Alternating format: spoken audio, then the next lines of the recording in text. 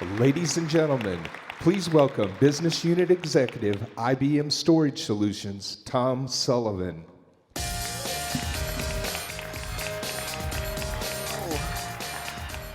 Hi, folks. Nice job, Stephen. Selling should be a lot of fun. You guys having fun selling these days? A lot of fun? I'm going to give you a presentation for the next 30 minutes that is a lot of fun to do. And I'm going to give you a presentation that you should do with a CFO. Now, I used to call this presentation how to make a CFO's head explode. And I was told, well, that's politically incorrect, Tom. You can't say things like CFO's head exploding. So we renamed this how to make a lasting impression with a CFO. And I'll tell you, if you do this presentation and you do it right, you will make a lasting impression with a CFO. And it's a lot of fun to do. It's actually best done with customers that aren't our customers. Because I'm going to show you a series of numbers that are really scary. They're bad. The technology industry, specifically storage and servers, for customers that are not IBM customers, they're not delivering on a value. They're not. And you've got to have that conversation with the CFO. And when you do, the conversations will change. They'll become vested in what you're talking about. They'll listen to you, and their door will indeed always be open. So if you actually look at a CFO, they're pretty basic, right? They're measured by what? Return on investment. For those who don't know what return on investment is, it's building the maximum amount of value for the minimum amount of cost, right? That is how they're wired. Now, by a show of hands, if you bring to them a value or a cost reduction that reduces cost by 20%, do you think you'll get a sale? Anybody? A couple. 30%? Good chance of getting a sale? Hands? So a couple hands went up. For those that raised your hand, you're wrong. At 20 to 30%, a CFO or a business is not going to switch their technology to IBM technology. They're just not. And the reason why they're not is it's not big enough a gap. The competitor will make that gap up. There's risk, right? And there's cost in doing that. Now, at 40% and 50%, the company, and specifically the CFO, has a fiduciary responsibility to actually consider your proposal. And when they consider your proposal, you'll win. You'll win. So I'm going to show you a series of numbers, big numbers, that in every case, they represent 40 to 50% savings. Is that a good conversation to have with the CFO? It is. And I've done it to about 200 CFOs. They like this conversation, and it's a lot of fun. In fact, the CFOs that are not IBM customers, you walk in, they're looking on their iPhone or their CrackBerry, not paying attention, not engaging. And when you start going through these numbers, their head actually explodes because you share the inefficiency in what they're getting out of other IT providers. It drives them crazy. Drives them crazy. So we're going to show and we're going to teach you how to actually improve value, but more importantly, affect cost and drive costs down dramatically. So I like to try and make things really simple when I talk to customers.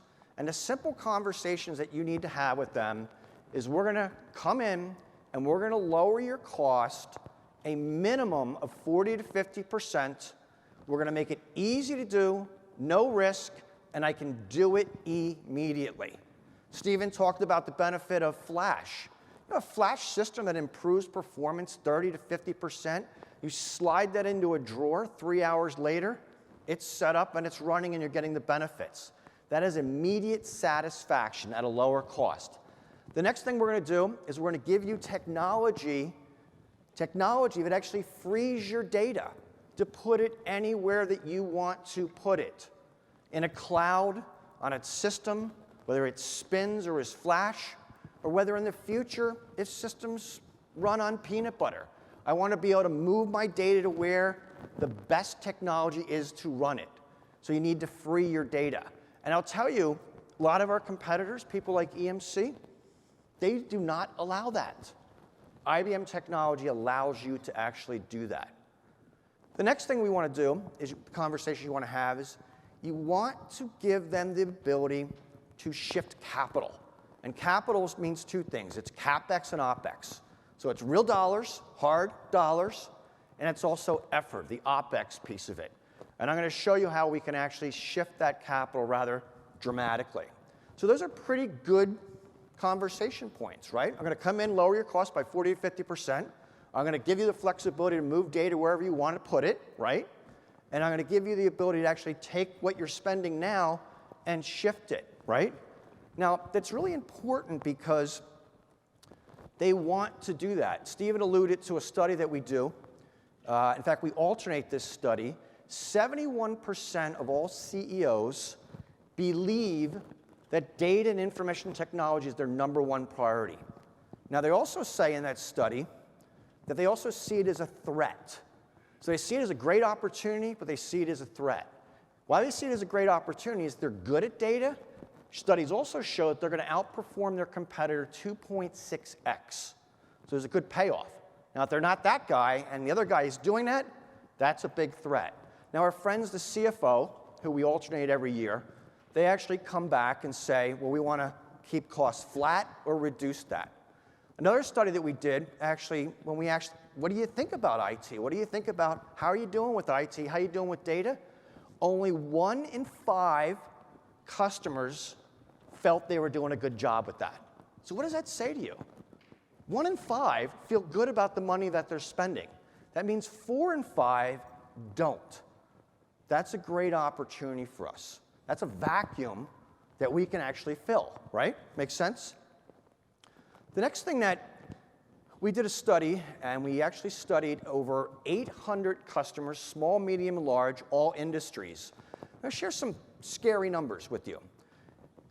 100% of these 800 customers had a flat budget or a declining budget. And by the way, most of your executives, if you talk to them about how they're compensated to drop their budget. That's how they make their bonus, but minimally flat, right? There's also, and this will sound horrible to hear from a storage guy, and Stephen might shake his head and go, what is this guy doing? Customers are grossly overspending on storage, grossly. And I'll share some numbers. Retail, they're the best at it. They're spending 17% too much money on storage, right? Now, if you think about that, you guys have ever sold to retailers? Like, they're talking about 1% margin points. 17% is a gross amount of money. Banks, finance, insurance, media, and entertainment, 50% too much money. And then the worst offender is healthcare. They're spending 73% too much money on storage and server products. That's not positive. And if you go back to the original chart, so they're grossly overspending, 17 to 73, but only 1 in 5 are happy about that. That's not positive, right? So you sit there and you go, well, okay, retail 17%. What is wrong with healthcare that they're so grossly overspending at 73%? Well, when you actually look at healthcare, there's a reason for that. It's cloud, analytics, mobile, and social, and specifically analytics and specifically files. So if you might not be able to see this. I call these lifesavers where I break the workloads down. If you look at the purple, that represents PACS. Well, what's unique about PACS? Well, you've got X-ray, different medical modalities. It's largely 80% of their #1 application in a hospital is file-based. Look at the next application, database. 30% of hospitals are actually investing heavily in analytics and information and protecting information. So the reason why they're so grossly overspending is they're already shifting to those new workloads. Now, unfortunately, as Stephen kind of talked about it, they're trying to achieve these new workloads with old technology. And the result of that, if you try and achieve it with old technology, you will grossly overspend. Now, the other industries are catching up as well. Now, this is a bit of an eyeball test right here. This is an analytics. You can see the different industries, and what I did is I broke down just analytics and where customers are spending on analytics. And I've got these for cloud, analytics, mobile, social as well. So as other industries catch up to these requirements, whether it be file, analytics, mobile, social, they're going to catch up in the overspend as well. And they cannot afford to do that. It must stop. So now, let's look at some of the reasons why customers actually overspend.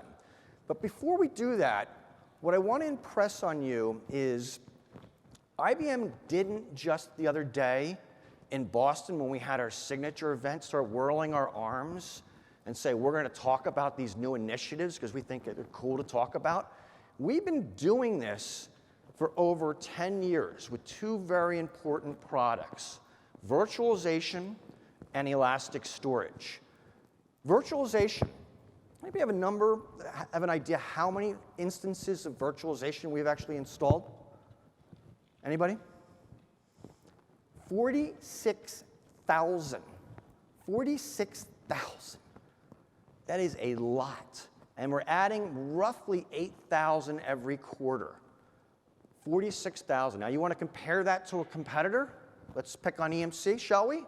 Look at Viper. How many production instances of Viper do you think EMC has installed? Now remember, 46,000. How do you think EMC has? Anybody? Less than 1,000? 5? Lower? Lower? 0. So 46,000 to 0. Now, if you know anything about software-defined storage, it's supposed to be abstract your data, be open, flexible, work with everybody. Go to Viper's webpage and look at what products are supported by Viper. What do you think they are? EMC VMAX, EMC VNX. They don't mention VNX2 for some reason, so I guess they haven't updated the webpage. Isilon and NetApp, so that's 4. How many products do you think we support? They're really embracing open. How many products does IBM support? 250. Now, I start thinking about that. I can rattle off like, we got EMC, Hitachi. I get to about 8 vendors, and I don't even know how we ever get to 250, but we support 250 different products. Elastic storage. We've had elastic storage for over 10 years. It runs some of the biggest supercomputing sites in the world, and it's rock solid. There's nothing like it. We'll have analysts, I won't say who, but a big-named analyst, begins with a G, says it's the best technology that the IBM portfolio has, the best technology, which we're now delivering to the marketplace, because the marketplace needs it, and I'll show you examples of why that is. So let's look at the customer's data, and you have to begin to have conversations when we talk about value and the cost of value and the cost of data. You got to have some really basic conversations about this, and it's a data conversation. I'll share some numbers that are kind of scary. If you look at block applications, that's things like SAP, CRM, Exchange, they all run on a database, block applications. About 10% of block application data is actually being used. That means 90% isn't. That means 90% is wasted, right? That contributes largely to your cost, right? By the way, that block applications that are used, it's used for about 30 days. And then it's generally not touched ever again. Now, what's scary about block applications also came out of the study. 70% of customers have no data catalog whatsoever. You guys know what a data catalog is, description of your data so you can find your data, right? 70% of customers have no data catalog, which means they're not going to find it ever again, right? It's worse when you look at file. File, only 1% of files are actually used. So do that math. That means 99% is wasted. What percent of file do you think they have data catalogs? Almost 100% have no metadata description of files, which means they're not going to be able to find it. And 89% of customers have no procedure to actually explain that, which means if the person that knows where that file is leaves, you'll never find it again. Now think about that. You guys have cameras, right? You have iPhones and smart devices. You take a picture of your daughter at her 2nd birthday, right? The little yellow cake, and you try and find that 8 years from now. It takes forever. Like, you never find it. And customers had this exact problem. So 10% used, 90% wasted, 1% of your files used, and by the way, it's used for a day or two. And by the way, files generally are used by communities of single digits. So very few people use it, and there's absolutely no data catalog, so you're never going to find it again. So you start looking at this, you really got to get a handle on the value of your data and the cost of it, right? Where it should go, where you should place it. Make sense? That brings up a conversation of cost. Now, it's pretty amazing. If you look at, we bought a flash company about a year ago. When we bought the flash technology, it was 16K a usable terabyte. A year later, it's 10K. We announced the V840, the virtualized 840, which virtualizes the flash technology, which allows you to add compression. So technically, flash comes in at around 10K. If you compress the data, now it's down around 5K. That's incredibly inexpensive. And just 4 years ago, Tier 1 storage was anywhere from 10 to 16K. Now you can get flash technology for 10 or 5 if you're compressing it. I mean, Stephen talked about things that spin going away. You're probably looking at maybe 1, maybe 2 depreciation cycles, and it will have gone away, right? Now, you also look at the things that do spin. You know, now you're looking at Tier 1, Tier 2, 3, 4, anywhere from 5K down to like 2K. Tape is about 1/25 the cost. And you got to get smart about it. You got to go, well, if that 10% is making me money, because that's where I really do make the money, I want to put it on the fastest technology I actually can ever put it on, and that's flash technology. That 1% that single-digit communities are actually using, you got to really start thinking about that. Maybe you want to put it on disk, but if you put it on disk, you got to put it on the cheapest thing possible, right? Or maybe, frankly, you should put it out on tape. It's 1/25 the cost. That's why 0K, it's below 1K. Or you're going to put it out on cloud, right? Files should, very little bit of it should be on disk. And if it is on disk, the cheapest thing you can purchase. The rest of it, tape or cloud. That's where it's going. It's why people, you'll hear one of our panelists will talk about it. It's why people are buying cloud technologies. It's to put files and emails, that type of workload, because the value of it is minimal. There's lots of it, and they got to get it at the lowest cost point. So having a discussion with a customer about the value of the data and the cost is a really important discussion. Now, the beauty of it is IBM can do the extreme speed end of it with flash technology or elastic storage, and we can go the other end of it super cheap as well. Good conversation having. We're the only vendor that can actually do this. Share some other numbers that are scary. Ask your customer, and when you actually have this conversation with a CFO, I say, are you virtualizing your storage? 100% of them say they virtualize their storage. But you have to ask them, what do you mean by that? When they actually answer the question, they mean they're virtualizing, they're using like VMware to virtualize their servers. The truth is, very few customers are virtualizing their storage, which is bad, and I'll show you why in a second. If you look at an IT spend, about 15% of it is server, 85% is storage, so the big chunk of it is storage, and that's growing at 25% annually. Look at these numbers. Only 16% have virtualized their storage, whereas 63% have virtualized the server, right? So you think about it, they get the benefit because they're doing it with the server, but very few of them are doing it. Now you're going to see, we're going to have another panelist that follows me up that just did a phenomenal study, ITG, an analyst. he looked at, well, if customers think that VMware, good product by the way, is the answer to your storage, great. But if you're a big customer and you continue on that thinking path, you're going to spend 72% too much money on storage. And by the way, it'll all be in tier 1, which is exactly where it should not be. If you're a little customer, not as bad, but still 35% too much money. So customers have got to virtualize their storage. They've already done the servers, they get it, but they really got to step up to it with storage. Storage is growing at 24%. Now, the other reason why they got to virtualize it, and I love, there's a couple of ways that you can actually do this. I joke about it, making the head explode. You can take a CFO to dinner, right, or lunch, buy him a big, fat, juicy steak, and then reach over the table, cut his steak in half, and shove it on the floor, the other half. Then reach over and grab his glass of wine, drink half of it, and hand it back to him. Now, he's going to look at you and go, what are you doing, right? And you go, what am I doing? It's what you're doing every day back in the office. Because with storage, that's exactly what's going down. Let me share some really scary numbers.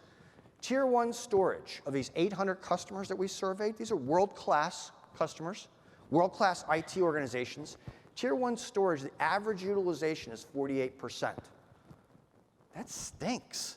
Tier 2, 47%. Tier 3, the cheaper stuff, 38%. So they're not even getting 50%. So reach across the table again, plop off another chunk of his steak and shove it on the floor. Because that's what he does every day. And you start to have these conversations, their head blows up. They're like, what? They don't like buying the terabyte in the first place. But when you tell them, oh, not only are you going to buy the terabyte, you're going to buy it twice. Why are you going to buy it twice? Because you're only getting half. You're going to buy it twice. Their head literally blows up. Blows up. And by the way, the bigger the customer, the worse it is. Those numbers actually drop. Because remember I said we did 800, small, medium, and large? The little guys aren't as bad. The big guys, it's worse, right? So you really want to watch a head blow up? Go into a customer that has bigger than a petabyte of storage. His head will explode. That's a lot of fun, by the way.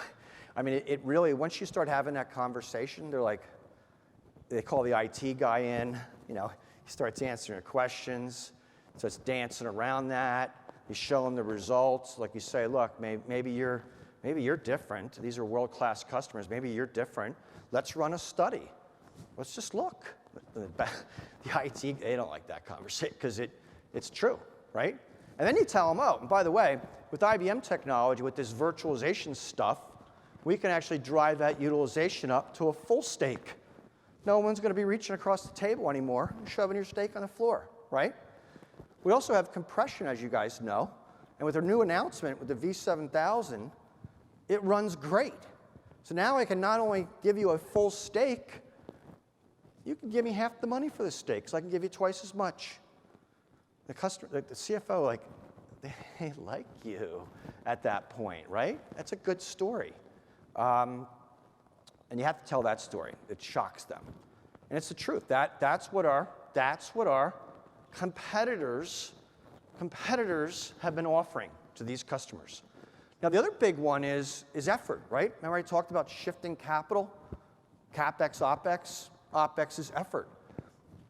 Share these numbers. Back in 2001, we started this initiative called autonomic computing, which basically says the computer does the work, right? With storage, we started it about 8 years ago. It's called optimized storage. So we actually looked at the work that storage administrators actually have to do, and we automated it. And because I'm a weirdo, as you're not picking up on that, by the way, I actually counted 74 tasks that a storage administrator actually has to do in order to make storage do stuff. There's 74 of them. We've eliminated over 50% of them. The computer just does it, right? Which is great, right? The computer does it. And not only does the computer do it with things like Watson, it'll not only eliminate the work and do the work for you, it'll anticipate the work as well. Our goal at IBM is to hit about a 12% efficiency improvement each year. So I got half of them Take those 74, take your black magic marker out, your Sharpie, cross them off. And what's left in yellow, I'm going to knock another 12 off next year. And oh, by the way, what's left? It's clicks. Clicks. You want to do that cool thing called compression?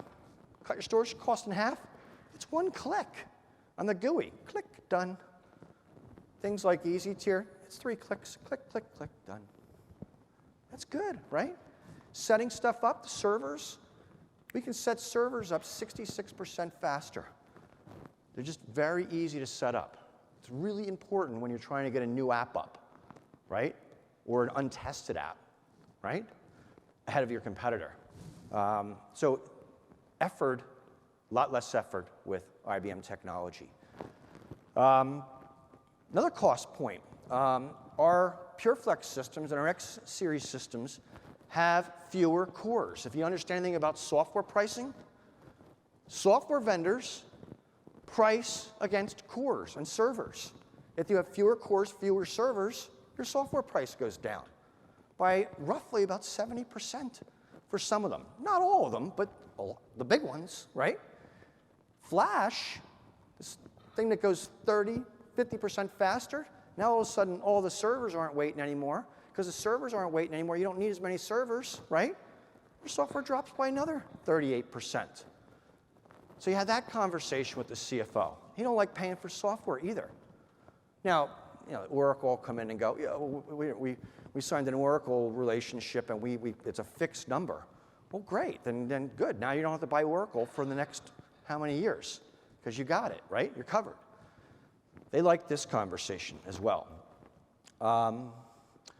Petabytes. These are, because I like to count things, there's a lot of petabytes out there, and I broke it down by industry. If I were to add these numbers up, let me show you some scary numbers. There are 6 exabytes of enterprise data right now. Consumers, there's 7. Those two worlds are combining, right? We expect systems to have a yottabyte worth of potential and need. And that's what elastic storage does.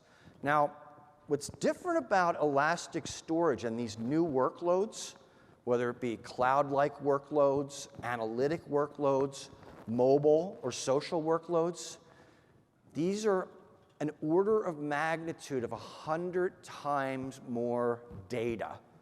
100 times more data than traditional workloads. Now you think about, if you were following those bad numbers up to this point, if you think about if a customer tries to do these types of new workloads with traditional systems, with the results that they've been getting, which I just shared with you, they cannot afford to.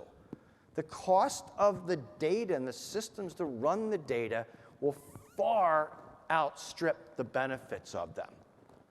So they have to look at technologies like elastic storage. And what's great about elastic storage, the technology can actually drop your cost by about 90%. And they're uber fast. These little applications, it's a little pig, they're little tiny applications that are little piggies. They're very demanding for IOPS, very demanding for data, and they're single people that want to have it, right?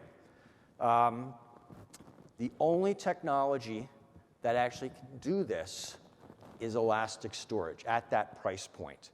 And oh, by the way, these customers that growing 100x, little piggy applications, the customers and the users expect it to be anywhere they want it to be. Vegas, Istanbul, the beach. Anywhere they want it to be. And that's what elastic storage actually provides for you. This is why in Boston last week at the signature moment, this is why all this week we're going to be talking extensively about elastic storage, because data has moved to this place because of these things, right? This is an advantage that IBM has. This isn't something, like I said, that we are whirling our arms, a new name. This is something we've been doing for 8 years in some of the biggest instances in the world. And this thing scales MIPS, scales storage. incredible, yottabytes worth of potential. That's elastic storage. This is an eyeball test. This is just some of the numbers that I shared with you. Every one of these numbers are above 30, 40%, every one of them. These numbers, and if you get good at these conversations, your customer will open the door and will embrace you, because it's a conversation they desperately need to have. To wrap up, let's keep this real simple. I'm really basic when I think about stuff. These are conversations that you must have. You must virtualize. You must. 16% of you are virtualized. That gives us a great opportunity. You must virtualize. That'll cut your storage in half. You must compress, because you'll buy half the amount of disk that you have to buy. You will use flash technology. Everybody's doing it. You want to buy elastic storage, because that's where new workloads are going. And these technologies are only available from IBM. Thank you.